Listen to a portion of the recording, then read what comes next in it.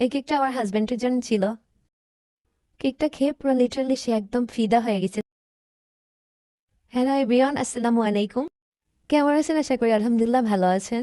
এই কেকটা ছিল একটি 1.5 পাউন্ডের চকলেট কেক। 1.5 পাউন্ডের কেকটা আমি 2 লেয়ারে কেটে নিয়ে দেন চকলেট ক্রিম দিয়ে ক্রাম কোট করে নিব।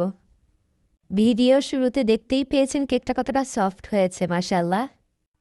এই কেকটা আমার হাজব্যান্ডের জন্য করা হয়েছে, সে তো খুব খুশি কেক পেয়ে, কারণ কেকটা এত মজা ছিল এবং তার চকলেট কেক খুবই পছন্দ।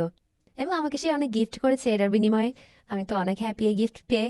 তারপর এটা কেকটা আমি বাটার ক্রিম দিয়ে পুরোটাই আর কি ফিনিশিং দিলাম, ফুল ফিনিশিং।